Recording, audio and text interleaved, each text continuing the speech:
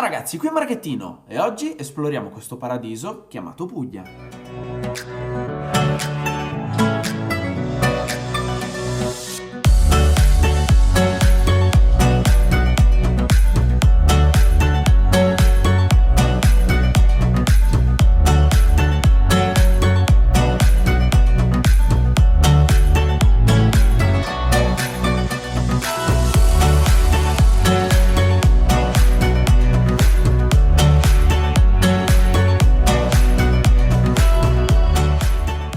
Trovo in Sud Italia al volante dell'Alfa Romeo Giulia Veloce Model Year 2020. Infatti con il nuovo anno Alfa Romeo porta sia su Giulia che su Stelvio un restyling con nuovi contenuti che oggi andremo a scoprire.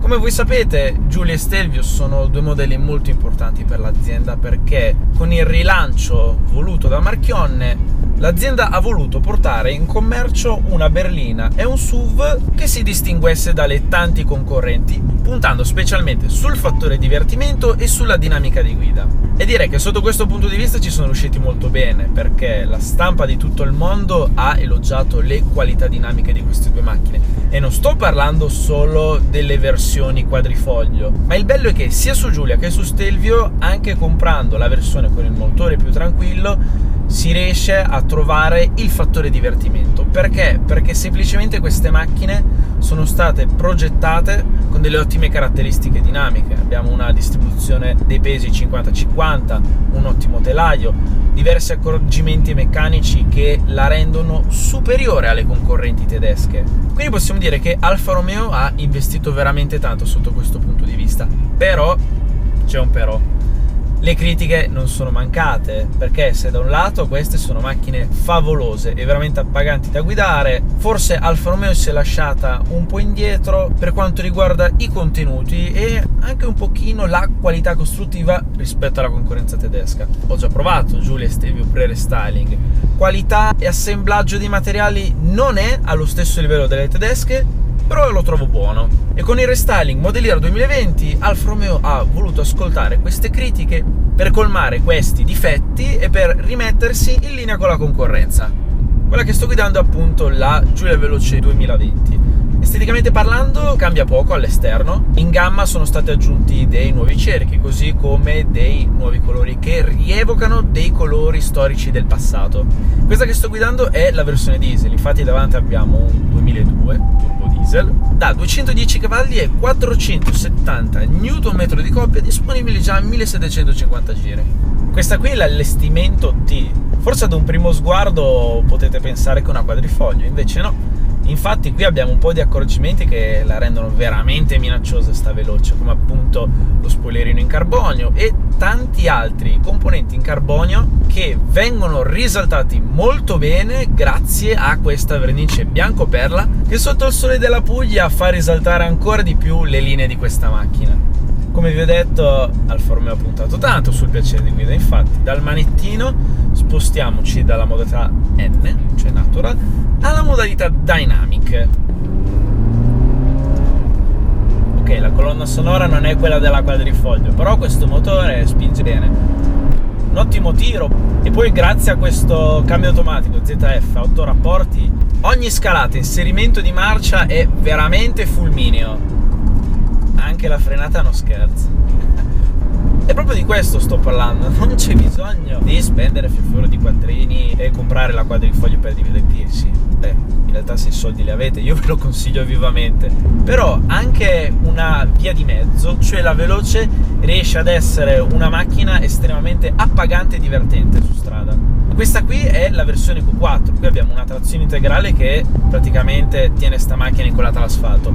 Col Model Year 2020 viene introdotto sulla gamma anche la versione a trazione posteriore, che non solo rende la guida ancora più sportiva e dinamica, ma anche più leggera, perché togliendo la trazione integrale la Giulia Veloce perde circa 120 kg, che non sono pochi.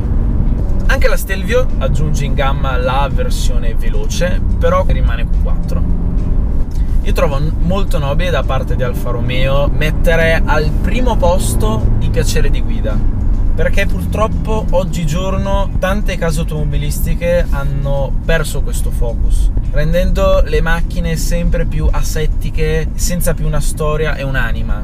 Il punto è che oggigiorno si sta un po' andando a perdere la cultura del piacere di guida, delle caratteristiche tecniche. Ormai sempre più costruttori puntano solamente a fare auto fredde ma piene di contenuti tecnologici. Ormai l'acquirente medio oggigiorno pensa principalmente ai contenuti. E questo restyling è molto importante perché appunto Alfa Romeo ha voluto aggiungere quei contenuti tecnologici che prima mancavano e che adesso permettono sia a Giulia che Stelvio di essere a pari passo con la concorrenza. Una critica che sento spesso nei confronti delle Alfa è che la qualità costruttiva non è il massimo. Qui Alfa Romeo ha voluto migliorare sia la qualità dei materiali che degli assemblaggi. Devo dirvi che rispetto alle versioni pre-restyling di Giulia e di Stelvio, qui la differenza si può avvertire.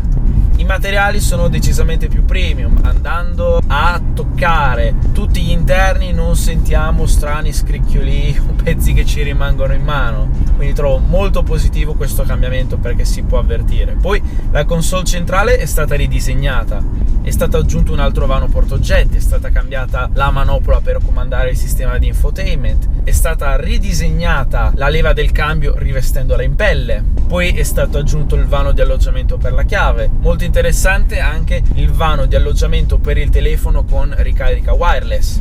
E per essere l'allestimento veloce mi piace veramente tanto per come è configurata negli interni, perché qui abbiamo carbonio a non finire, sedili molto confortevoli ma anche molto avvolgenti e ideali per la guida sportiva, che sono un misto di pelle e alcantara. Poi, come vi ho detto, non si tratta solo di guida dinamica ma anche guida confortevole. Adesso ho rimesso la cambiata automatica, mettiamo anche l'assetto più comodo ed è perfetta da utilizzare in qualsiasi contesto.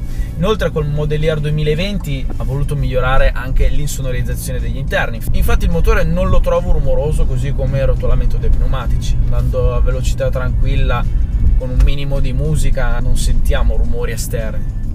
Un'altra upgrade che possiamo trovare qui negli interni riguarda il volante, perché è stato ridisegnato. Adesso ha una forma più ergonomica che permette un'impugnatura migliore e trovo anche più piacevole nella guida sportiva, ma anche per fare spazio ai bottoni aggiuntivi che ci permettono di usufruire delle nuove funzioni sulla macchina. Il livello di qualità percepita si è alzato e questa è una cosa molto positiva, perché oggigiorno principalmente il cliente medio è quello che vuole, anche se io personalmente è una cosa che non metto al primo posto. Io prediligo la dinamica di guida. Oggi chi fa grossi volumi di vendita è perché offre ai clienti in primis i contenuti e poi la qualità percepita. Vi voglio far vedere meglio tutti i nuovi contenuti che sono stati introdotti su questa macchina. Lo schermo dell'infotainment è il cervello della macchina ed è stato ingrandito. È stato portato da 6,5 pollici a 8,8 pollici. E anche un po' tutto il sistema è stato ristrutturato, perché adesso possiamo comandare tutte le funzioni sia con la rotella che con anche la funzione di touch. E come interfaccia generale ha subito un notevole cambiamento, perché adesso è molto più personalizzabile, più fluida e con tante funzioni. Il nuovo infotainment condivide ben poco con quello della versione pre-restyling. L'interfaccia è rapida e intuitiva e permette di personalizzare la schermata a proprio piacimento, come se fosse un tablet. Qui l'infotainment assume un ruolo più importante, poiché è utile per beneficiare delle funzioni dell'auto, essere sempre aggiornati con la manutenzione stato del veicolo, così come la connettività che permette di essere sempre connessi in caso di assistenza, furto o servizi in tempo reale, per rendere la navigazione più completa. Ok ragazzi, adesso ci stiamo immettendo in autostrada.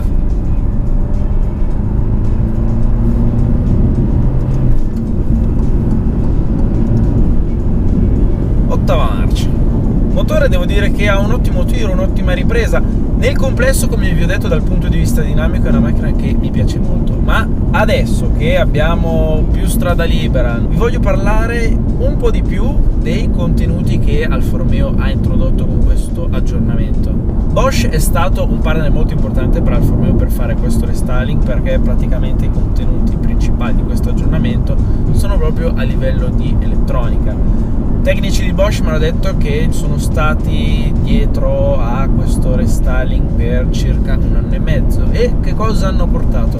Qui finalmente abbiamo una guida autonoma ed è quella di secondo livello. Poi altri contenuti interessanti che sono stati portati riguardano sia la sicurezza attiva che passiva. Infatti qui abbiamo un sistema di frenata di emergenza, abbiamo anche il cruise control adattivo, che io trovo essere una delle cose più comode che si possono avere su una macchina. L'altro sistema molto interessante riguarda anche il cruise control adattivo in base ai limiti di velocità. Infatti qui davanti abbiamo una telecamera posizionata proprio qui sul cruscotto e un sensore posto in basso nel paraurti che permettono di leggere i cartelli dei limiti, e una volta che il sistema rileva che su questa strada c'è quel dot limite, la velocità si abbassa automaticamente. Ci tengo a specificare che la guida autonoma non deve essere un sostituto del guidatore, deve aiutare il guidatore nella guida, rendendola più sicura e meno stressante. Adesso impostiamo il nostro cruise control, ci mettiamo a 130 come da codice. Possiamo vedere immediatamente che il sistema ha rilevato le linee della carreggiata, e adesso, come potete vedere, tolgo le mani e sta effettuando questa piccola semicurva da sola. Ovviamente dopo qualche... ecco, è già arrivato il segnale acustico. Dopo qualche secondo il sistema ci dice che dobbiamo rimettere immediatamente le mani sul volante. Basta semplicemente darle un piccolo input. Adesso metto 2 dita sul volante, in realtà io il volante non lo sto usando, però posso avvertire che il sistema di guida autonoma sta perfettamente seguendo la carreggiata e sta facendo piccole correzioni che faccio fatica ad avvertire. Adesso in questo tratto di autostrada non abbiamo neanche più le linee che dividono la carreggiata, infatti non posso utilizzare il sistema, e purtroppo sulle nostre strade italiane, che non sono il massimo per quanto riguarda la qualità, ho potuto notare che non appena le linee diventano sbiadito, non ci sono proprio, questi sistemi non si possono utilizzare. Ad un primo impatto visivo, Giulia Stelvio 2020 sembrano invariate, ma non appena sali a bordo ti accorgi subito dei cambiamenti. Tutta questa tecnologia non le rendono solamente più al passo coi tempi, ma anche più sicure. Ottimo il connubio tra guida autonoma, cruise control adattivo con riconoscimento dei limiti e lane assist per macinare chilometri con meno stress. Inoltre Bosch ha integrato anche l'Active Blind Spot e il Driver Attention Assist per permettere al guidatore di essere sempre vigile e prudente al volante. A questo punto del video penserete che la mia avventura qui in Sud Italia finisce qui, e invece no, perché adesso mi sentirò un po' Dustin Hoffman, un po' laureato, perché prenderemo questa favolosa Duetto Spider e ci faremo un giro qua in zona, rigorosamente con la cappota abbassata. Ragazzi, siamo al 9 di novembre, ho la polo a maniche corte, si sta benissimo, scappottati con l'Alfetta, il mare qui sulla sinistra, ma che cosa vuoi di più dalla vita? Che meraviglia, che fascino vintage!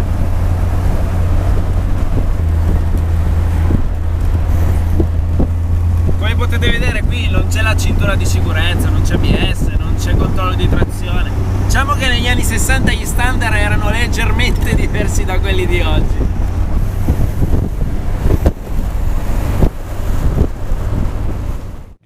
Ragazzi, ma che meraviglia il giro con la Duetto, mi è veramente piaciuta, me la sono proprio goduta, passeggiare sul lungomare col fascino del vintage. Queste macchine qui, queste vecchiette, riescono a offrire delle sensazioni e dei piaceri che sono assolutamente unici. Io il problema è che ogni volta che salgo su una macchina me ne innamoro e tendo anche ad andare a vedere le quotazioni, perché dico magari se ha un prezzo abbastanza umano potrei metterla in garage. Bene, questa qui è una Duetto prima serie del 66 e il collaudatore con me mi ha detto che adesso le quotazioni arrivano anche a 70.000 euro per esemplari immacolati. Ok, quindi Duetto prima serie escludiamola. Che posto, la Puglia, fantastica. Questo evento organizzato da Alfa Romeo è stato semplicemente magnifico. Sono a novembre, ancora a godermi il sole e il caldo con la maglietta corta qui in Sud Italia, e sono circondato da macchine che sono semplicemente stupende. Ragazzi, se vi è piaciuto questo video mettete like, iscrivetevi al canale se siete ancora fatto, e come sempre grazie per la visione. Ciao!